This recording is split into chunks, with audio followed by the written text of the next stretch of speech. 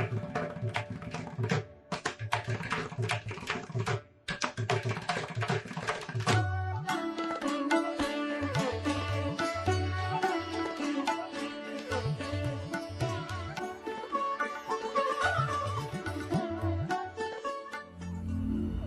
शांति। विदेही अवस्था के दूसरे पार्ट में आज हम बाबा के महावाक्य सुनते हैं।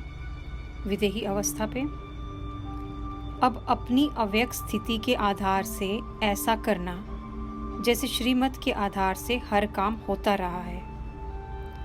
बाबा कहते हैं जितना अव्यक्त स्थिति में स्थित रहेंगे उतना उस अव्यक्त स्थिति से कर्मेंद्रियों द्वारा कर्म ऐसा होगा जैसे श्रीमत राय दे रही है।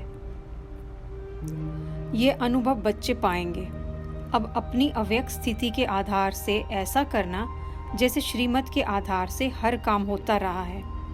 जिस चीज़ के साथ बाप का स्नेह है उससे उतना स्नेह रखना ही अपने को सौभाग्यशाली बनाना है। रग रग में किसके साथ स्नेह था? 5 तत्वों से नहीं, स्नेह गुणों से ही होता है। स्नेह था, नहीं, है और रहेगा। स्नेह आत्मा के साथ और कर्तव्य के साथ ही है, तो फिर शरीर क्या, अंत तक साथ ही रहेंगे।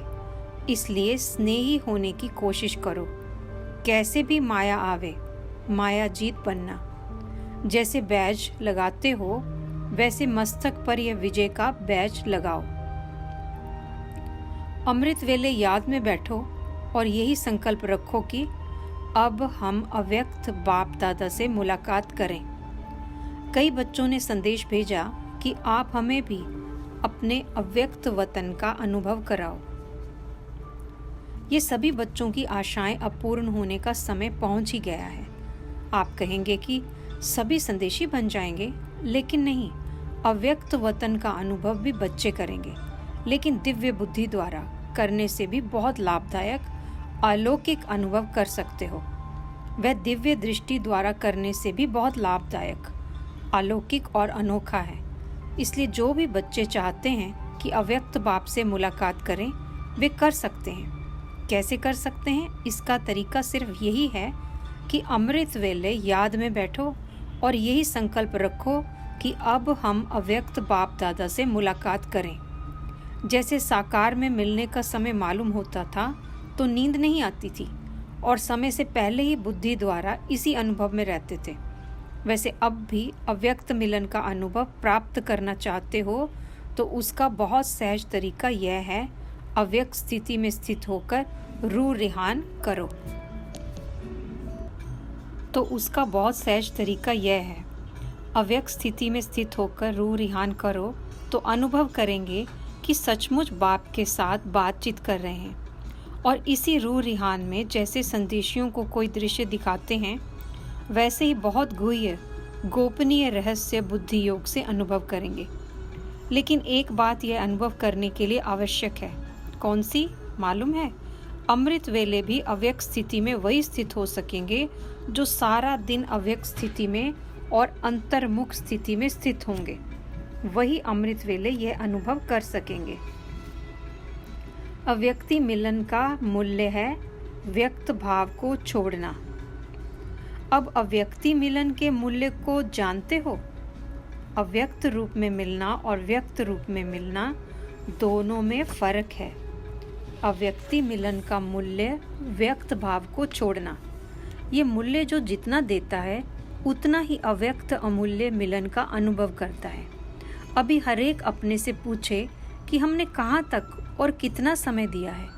वर्तमान समय अव्यक्ति स्थिति में स्थित होने की ही आवश्यकता है, लेकिन रिजल्ट क्या है वह हरेक खुद भी जान सकता है और एक दो के रिजल्ट को भी अच्छी रीति परख सकते हैं। इसलिए अव्यक्ति स्थिति की जो आवश्यकता है उसको पूरा करना है।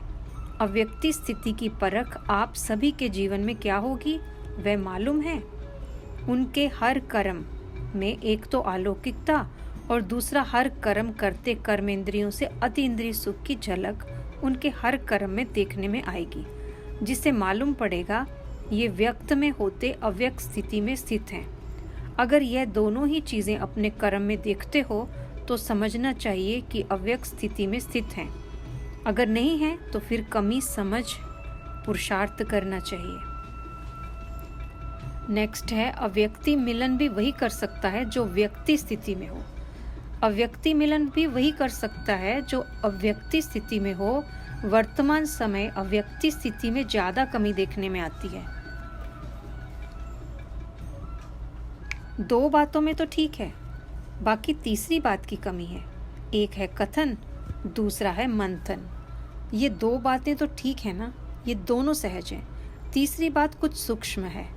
वर्तमान समय रिजल्ट देखते हैं, मंथन से कथन ज़्यादा है। बाकी तीसरी बात कौन सी है? एक होता है मंथन करना, दूसरा होता है मग्न रहना। वह होती है बिल्कुल लवलीन अवस्था। तो वर्तमान समय मंथन से भी ज़्यादा कथन है। पहला नंबर उसमें विजयी है, दूसरा नंबर मंथन में, तीसरा नंबर है मग्न अवस्था में रहना। इस अवस्था की कमी दिखाई पड़ती है जिसको भरना है। जो मग्न अवस्था में होंगे उन्हों की चाल चलन से क्या देखने में आएगा? अलौकिकता और अतीन्द्रिय सुख। मग्न अवस्था वाले का यह गुण हर चलन से मालूम होगा। तो जो कमी है उसे भरने का तीव्र पुरुषार्थ करना है। नेक्स्ट दो स्मॉल बाबा के दो छोटे छोटे चैप्टर्स हैं, उसे भी पढ़ते हम। एकांत और एकता में रहो। ऐसा समय आना है जो एक सेकंड में नज़र से निहाल कर देंगे। तब सर्विस की सफलता और प्रभाव निकलेगा। अभी मर जीवा भल बनाते हो, झाटकू नहीं बनाते हो। दो बातों की कमी है। वे बातें आ जाएं तो अपना रंग दूसरों को भी चढ़ा सकती हो। एक मुख्य कमी है एकांतवासी कम हो, और दूसरी कमी है एकता में कम रहते हो। एकता और एकांत में बहुत थोड़ा फर्क है। एकांतता स्थूल भी होती है, इसमें दोनों की आवश्यकता है। एकांत के आनंद के अनुभवी बन जाएं तो फिर बाह्य मुक्ता अच्छी नहीं लगेगी। अभी बाह्य मुक्ता में सभी का इंटरेस्ट जाते जाता है। इन दो बातों की मेजॉरिटी में कमी है। अव्यक्त स्थिति को बढ़ाने के लिए इसकी बहुत आवश्यकता है, इसलिए ज़्यादा एकांत में रुचि रखनी है। दूसरा है, बाप को गुरु के रूप में याद करो। आप सभी किसको याद करते हैं? बाप, टीचर, सद्गुरु को। तो बाप दादा भी सिर्फ बच्चों को नहीं, लेकिन तीनों संबंधों से, तीनों रूप से देखते हैं। बच्चे तो सभी हैं, लेकिन टीचर रूप में क्या देखते हैं? नंबरवार स्टूडेंट को देखते हैं। और गुरु के रूप में किसको देखते हैं? नंबरवार फॉलो करने वालों को। मुख्य फॉलो कौन सा है? गुरु रूप से मुख्य फॉलो यही करना है, अशरीरी, निराकारी, न्यारा बनना। याद की यात्रा भी इसलिए करते हैं कि साकार में रहते निराकार और न्यारे अशरीरी हो रहे। जब अशरीरी बनेंगे तब तो गुरु के साथ जा सकेंगे। मुख्य रूप से तो यही फॉलो कर रहे हो और करना है। Thank you. ओम शांति। कल हम आगे के और चैप्टर कवर करेंगे। ओम शांति।